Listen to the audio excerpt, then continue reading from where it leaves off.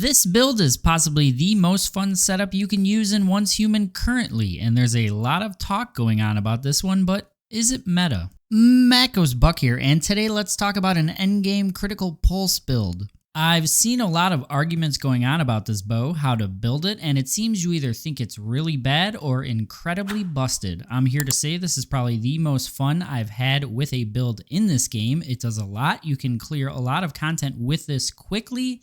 Is it melt a pro boss in seconds busted? No. Is it one of the best add clear and phase 1 and phase 2 leveling builds we have ever seen? Yes. Can you still clear bosses with it? Also yes. With all that said, let's get into the build. Kicking it off with our weapon, and that is going to be the Critical Pulse Power Surge Crossbow. Critical Pulse triggers continuous power surge on hit with a 70% chance to generate deviated particles near the player. Pick up these orbs to enter a charge state. While in a charge state, hitting a target consumes 1 charge to create an orb of lightning, dealing shock damage of 75% psi intensity to targets within 5 meters every 0.5 seconds. The crossbow also adds 30% to your overall shock damage. We will be modding our crossbow with Static Shock Power Surge for plus 20% to power surge damage at the cost of power surge status duration, which will not negatively affect you.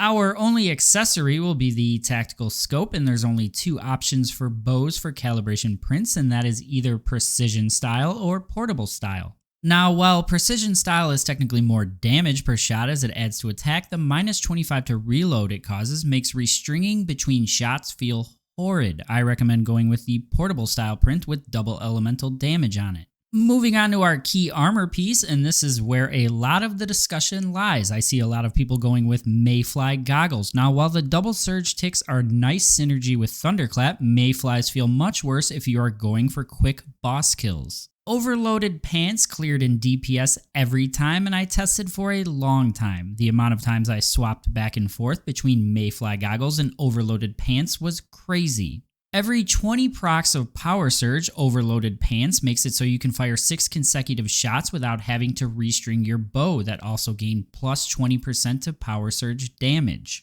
And since we're not using precision style calibration, the restring in between these 6 shots doesn't feel terrible, allowing you to crank out quicker shots to reproc your 6 shots in a row without reloading. We will be pairing our key armor with 3 pieces of the Blackstone Gearset. Why Blackstone and not Shelterer? Well, with a bow you are constantly restringing it, which counts as a reload, making you constantly lose your Shelterer stacks. Blackstone is the way to go on a crossbow. 3 pieces of Blackstone grant heat and cold resistance. Upon dealing elemental damage, gain 1 stack of warm sensation for 2 seconds. 1 stack of warm sensation grants 2% elemental damage and can stack up to 5 times. This is basically just a fancy way to say shoot and gain 10% elemental damage. And when the temperature is between 10 and 30, you gain warm status, granting you 18% elemental damage. We will be pairing our Blackstone Gearset with 2 pieces of the Treacherous Tide Gearset for 12% to status and weapon damage when your HP is below 70%. There is a typo in-game that states it is when your HP is above 70%, but that's a translation error and it is when you are below 70% HP. Now that we have the build all set up, let's mod it. For our helmet, we are going with Deviation Expert Talents for plus 10% rate of fire, plus 20% status damage at the cost of range.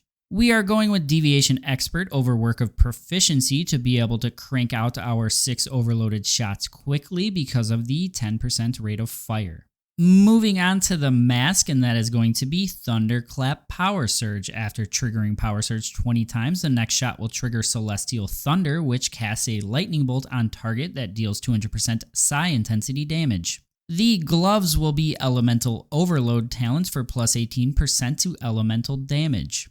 As always, the shoes will be Covered Advanced Talents. After taking no damage for 4 seconds, gain plus 20% to status, weapon, and melee damage.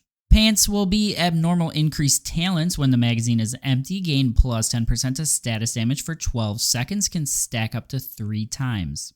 And lastly, our chest mod will be the Blue Status Enhancement Talents mod for plus 12% to status damage. Other substats to go for on your mods will be Damage to Great Ones, status damage, and either reload speed, or if you can stack enough gold magazine capacity on mods, you can get 2 arrows per restring.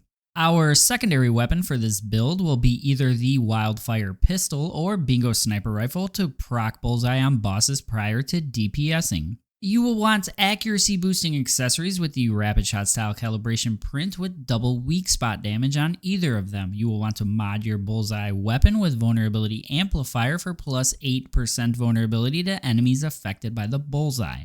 Our deviation for this build will be the Mini Feaster, which will grant you up to plus 80% extra status damage if you have a level 5 deviation. Our food buffs will be the Sparkling Pumpkin Soup for plus 10% damage to Power Surge and the Whimsical Drink for plus 25% to status damage. The best in slot ammo will be the AP Blast Arrow made with Gold Ore for an extra 12% to Psi Intensity damage when triggering Power Surge. As always, I will put the CRADLE setup in the description of the video below. If you like this video, hit that thumbs up, subscribe, and turn those notifications on. See you next time.